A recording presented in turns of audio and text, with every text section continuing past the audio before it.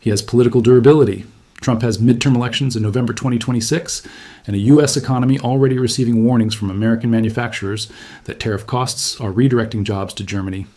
So the negotiating pressure is not all on Canada's side. And that is the point. Canada is not a hostile foreign power. This is not adversarial in the military sense.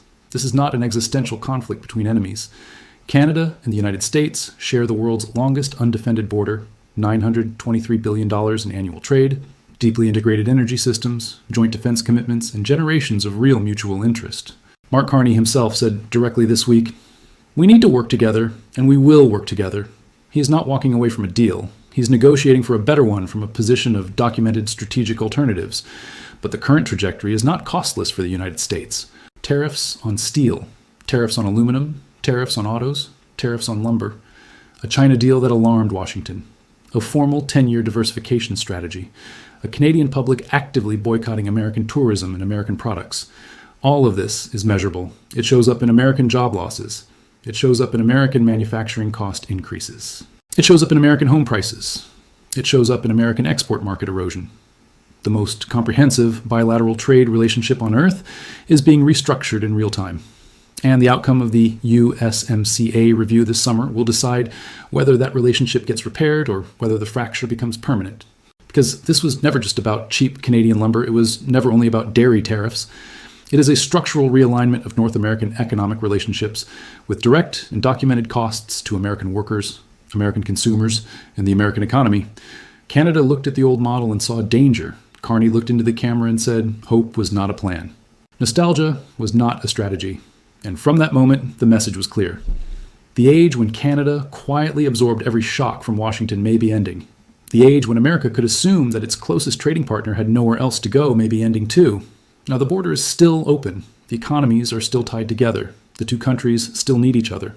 But the trust underneath that system is cracked. And once a country as large, wealthy, and institutionally stable as Canada begins building exits, the rest of the world watches. Asia watches. Europe watches. China watches. American manufacturers watch. American farmers watch. American homebuyers watch. And the people who still think this is just another tariff fight may be the last ones to understand what has already begun. North America's old economic order is not collapsing overnight. It is being renegotiated, line by line, sector by sector, supply chain by supply chain. And if Washington and Ottawa cannot repair the damage before the summer review, the fracture that began as a tariff dispute may harden into something much deeper. A permanent redesign of how Canada trades, a permanent loss of American market share, and a permanent warning to every U.S. ally that close ties to America can turn from strength into weakness when the rules change without warning. That is why this moment matters, not because Canada is leaving America behind completely, but because Canada is proving it no longer intends to depend on America blindly. And for the United States, that may be the most expensive lesson of all. American farmers lose buyers. American manufacturers lose orders. Carney is not simply declaring economic independence.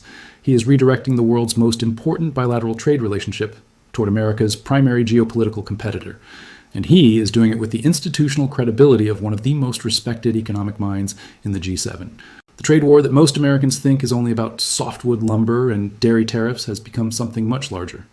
It is a strategic realignment of the North American economic order by a former central banker who has concluded publicly, on the record, in a national address, that the old relationship is over. Canada's Prime Minister just told his nation 5 days ago that its economic ties to the United States are a weakness that must be corrected. He flew to Beijing. He won a majority government while campaigning against Trump. And now he is heading into USMCA renegotiations, with a July 1st deadline from a position of deliberate, documented strategic separation. The first part established the scale of what is at stake. $923 billion in annual trade. $2.5 billion crossing the border every single day. Canada as America's single largest export market. Now the real question is more surgical. What does this fracture actually cost American workers, American consumers, and the American economy right now? Because the damage is already measurable. Start with the automotive sector, because this is where the mutual economic destruction is most visible and most immediate. The North American auto industry is not three separate supply chains that merely happen to share a continent. It is one deeply integrated manufacturing ecosystem, where a single vehicle crosses the US-Canada border an average of 8 times during production. Engine components built in Windsor, Ontario feed assembly lines in Michigan, body panels manufactured in Ohio get shipped to plants in Ontario. Electronics assembled in both countries flow back and forth continuously. This integration did not happen by accident. It was deliberately built over decades under the original free trade agreement and its successors, because the efficiency gains from continental manufacturing were enormous. But now, U.S. tariffs on Canadian autos and auto parts, currently at 25% for non-CU SMA-compliant vehicles, are feeding directly into American manufacturing costs. General Motors has formally disclosed to investors that tariffs represent a $3 to $4 billion cost burden in 2026. That cost does not disappear. It gets absorbed by corporate earnings, which hurts American shareholders, or it gets passed to consumers, which hurts American buyers. There is no scenario where a tariff on Canadian auto parts does not eventually show up in the price of an American-made vehicle. A Democratic congressman from Rochester, New York, speaking at a congressional hearing this week, said it plainly. He had spoken to a manufacturer with operations in both Rochester and Berlin, Germany. Because of Canadian import tariffs, it is now more profitable for that company to expand its Berlin operation than its American one. That is not a hypothetical. That is a real-world business decision being made right now because American tariff policy made manufacturing in Germany more competitive than manufacturing in upstate New York. And then comes the consumer cost that every American household is absorbing, even if most people do not connect it to this trade war. Softwood lumber. Canada supplies approximately 30% of the softwood lumber used in American residential construction. Current U.S. tariffs on Canadian softwood lumber now exceed 40%, stacking countervailing and anti-dumping duties on top of new Section 232 measures. When the cost of Canadian lumber rises by 40%, American home builders face a direct input cost increase. That cost flows straight into the price of every new home built in the United States. The National Association of Home Builders has estimated that lumber tariffs and price increases add approximately $9,000 to $14,000 to the cost of a new American home.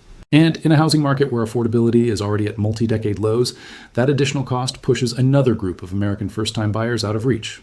That is the irony. Sharp, precise, painful. The Trump administration's tariffs on Canadian lumber, intended to protect American lumber producers, are also making American homes more expensive for American families.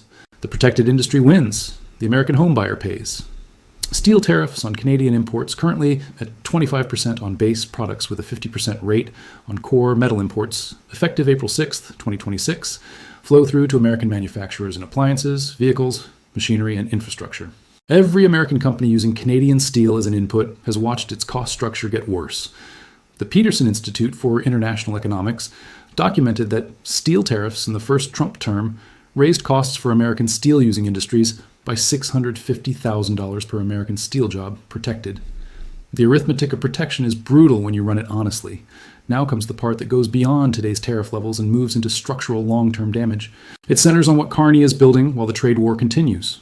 Carney has set a formal funded, government-backed 10-year target to double Canada's non-U.S. trade, generating $300 billion in additional annual non-American exports. That means $300 billion that currently flows toward American buyers, American suppliers, and American markets will be systematically redirected toward Asia, Europe, and emerging markets over the next decade. Canada has set a specific target to increase exports to China by 50% by 2030. It has struck a South Korea EV deal. It is pursuing European trade expansion. It has already successfully redirected $27.6 billion in annual exports from the United States to other markets in 2025 alone. That is a 15.8% increase in non-U.S. exports in a single year. This is not aspirational. Canada is already executing it. And every Canadian dollar of export trade that moves away from American buyers is one less unit of demand for American goods and services. America exported approximately $354 billion in goods to Canada in 2023. If Canada successfully diversifies away even 15% of that demand over the next decade, American exporters lose approximately $53 billion in annual sales. That hits American agriculture. Canada is the largest market for U.S. agricultural exports. It hits American energy equipment, American industrial machinery, American technology products, American financial services. Ontario Premier Doug Ford said it publicly and directly this week. Canadians are currently boycotting American tourism and American products in response to the trade war. Canadian resident return trips from the United States declined 12.5% in February compared with the same period in 2025. The Americans are losing out on tens of billions of dollars as Canadians stop traveling to Florida, Las Vegas, and everywhere else. Ford said that economic withdrawal is documented, real, and accelerating. So this is not just Ottawa making speeches. This is a Canadian public changing behavior. It is households, businesses, exporters, importers, travelers, investors, and governments all adjusting to the same conclusion. The old assumption no longer holds. Canada is building options, and America is starting to feel the bill. Here's the critical geopolitical dimension that makes this story bigger than a normal bilateral trade dispute. Carney's China deal brought 49,000 Chinese EVs into Canada at a 6.1% tariff, growing to 70,000 annually. Washington was furious, not only because of the vehicles, because of what that deal signals about the future architecture of North American supply chains. Trump's explicit concern was that Canada could become a drop-off port for Chinese goods entering the U.S. market through a back door. And that concern is not irrational. Under CUSMA rules, goods that are sufficiently processed in Canada can qualify for duty-free entry into the United States. So if Chinese EV components enter Canada, get assembled or partially processed there, and then move into the United States as CUSMA-compliant Canadian goods, the entire 145% tariff wall against Chinese EVs could be circumvented. That is why Washington reacted so sharply. U.S. Trade Representative Jameson Greer stated publicly that there is a fundamental gap between American and Canadian trade philosophies, accusing Canada of doubling down on globalization. And now the clock is running. The USMCA review deadline is July 1st, 2026. Any of the three partners can withdraw from the agreement with 6 months' notice.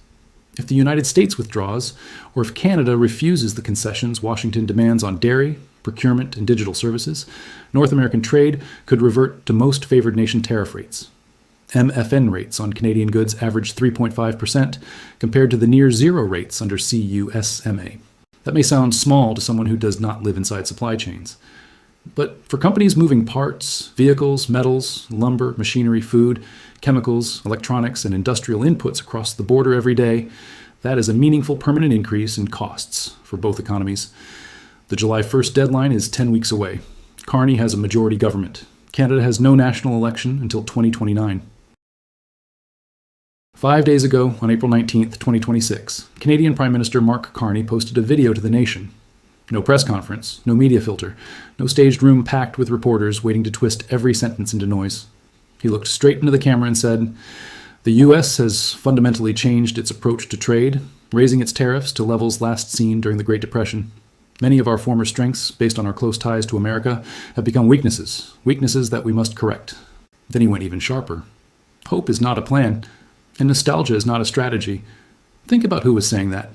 This was not some small country leader looking for attention.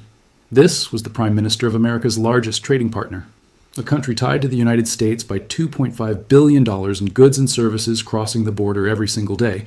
And now that same country was publicly declaring that Canada could no longer rely on the United States. Carney flew to Beijing. He struck a deal with Xi Jinping. He won a federal election while campaigning openly against Trump.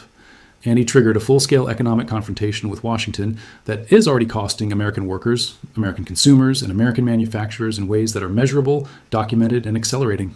Most Americans still think of Canada as a friendly neighbor with good hockey, cheap prescription drugs, and polite people at the border.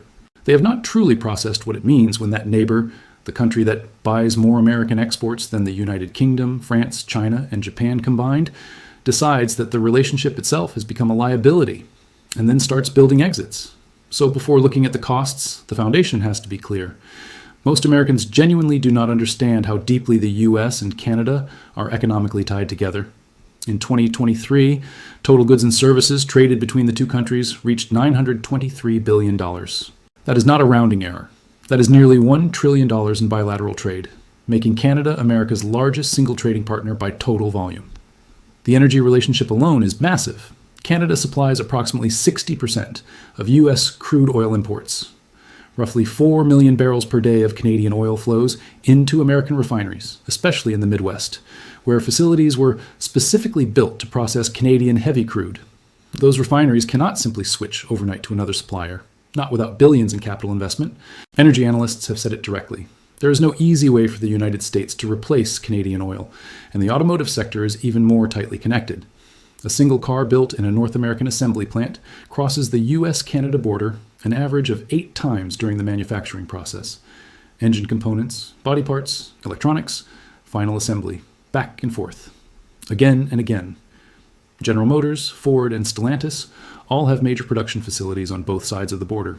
So when that supply chain gets disrupted, it does not only hit Canadian workers, it hits American assembly plants directly. General Motors has already told investors that tariffs will cost it $3 to $4 billion in 2026. The company lists that number as a primary risk factor in its forward guidance. Steel, aluminum, lumber, softwood lumber, all of it is now part of the same pressure point. Tariffs now exceed 40% on Canadian imports, stacking existing countervailing duties on top of new Section 232 measures. Those tariffs do not float harmlessly in the air. They go straight into the cost of building American homes. Every new house constructed with Canadian lumber becomes more expensive. In March 2025, steel and aluminum tariffs alone were projected to add $1,500 to the price of a U.S. manufactured car. That cost does not stay in Detroit. It passes through to the American family standing in a dealership, trying to buy a vehicle. And this is where Mark Carney becomes the most important figure in the entire story, because understanding who he is matters enormously. Carney is not a politician who accidentally wandered into economics. He is one of the most credentialed central bankers alive. He was governor of the Bank of Canada from 2008 to 2013. He helped steer Canada through the 2008 financial crisis with less damage than almost any other G7 nation. Then he became governor of the Bank of England from 2013 to 2020, managing the extraordinary financial instability of Brexit from the most critical institutional seat in British finance. He has chaired the Financial Stability Board. He has spoken at every major global economic forum on Earth. So when Mark Carney says something about economic strategy, it is not random political theater. It is deliberate. It is calculated. And what Carney said in a national address 5 days ago was that the 80-year economic framework tying Canada to the United States has become structurally dangerous for Canada. He even referenced Major General Sir Isaac Brock, the man who repelled the American invasion of Canada in the War of 1812, as his motivational symbol. That was not an accident. That was a clear historical signal to every Canadian watching. Carney is framing this not as a simple trade dispute, but as a sovereignty challenge. And he is responding like it. In January 2026, Carney flew to Beijing for the first Canadian prime ministerial visit to China since 2017. He signed a landmark strategic trade partnership with Xi Jinping. Canada agreed to lower its tariff on Chinese EVs from 100% to 6.1%. That allows 49,000 Chinese-made electric vehicles into the Canadian market every year, growing to 70,000 over 5 years. In return, China slashed its tariffs on Canadian canola from 84% to 15% and removed levies on Canadian lobster, crab, and peas. China also committed a joint venture EV manufacturing investment inside Canada. Washington's reaction showed exactly how alarmed the Trump administration was. Trump responded to the Carney deal within 48 hours, threatening Canada with 100% tariffs on all Canadian goods if Ottawa moved forward with what he called allowing Canada to become a drop-off port for China to send goods and products into the United States. U.S. Commerce Secretary Howard Lutnick called the China deal nuts and said publicly, "Carney has a problem with us. He gets on a plane and he goes to China." Carney's response to those threats was calm, deliberate, and pointed. He told Canadians that Trump's threats were not useful. He said Canada would never sugarcoat its challenges. He said security cannot be achieved by ignoring the obvious. And he said explicitly that simply hoping the United States will return to normal is not a viable Canadian strategy. Those are not the words of a trade negotiator desperately searching for a quick deal. Those are the words of a former central banker who has done the economic modeling and concluded that structural dependence on the United States, under current tariff and political conditions, creates an unacceptable long-term risk to Canadian prosperity. And the data is already confirming his analysis.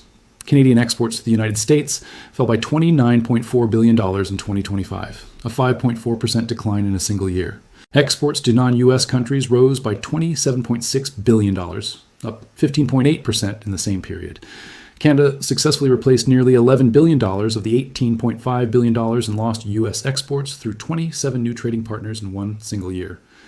The Bank of Canada has formally set a 10-year goal to double non-U.S. trade, generating $300 billion in additional annual non-American exports. And Canada has set a specific target to increase exports to China by 50% by 2030. This is not a reaction. This is a strategy.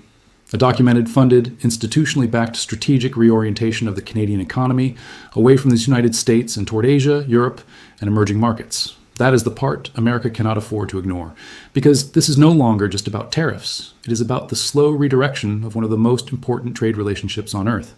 Here's the number that should alarm every American worker in any industry connected to Canada. Canada's unemployment rate hit 7.1% in August and September 2025, the highest level since May 2016, excluding the pandemic. Tariff-impacted Canadian industries contracted 4.0% in 2025. Aluminum was down 15.5%. Motor vehicle manufacturing dropped sharply. Economists estimate Canadian households absorbed $1,600 to $2,000 in higher annual costs from the tariff war. But here is the economic reality. American financial media is not saying clearly enough. These wounds are mutual. Every Canadian job lost in steel, auto, or lumber becomes a supply chain disruption that flows right back into American manufacturing costs. Every Canadian dollar of purchasing power destroyed by the trade war reduces Canada's ability to buy American agricultural products, American machinery, American technology, and American financial services. Canada buys more American exports than the United Kingdom, France, China, and Japan combined. So when Canada deliberately and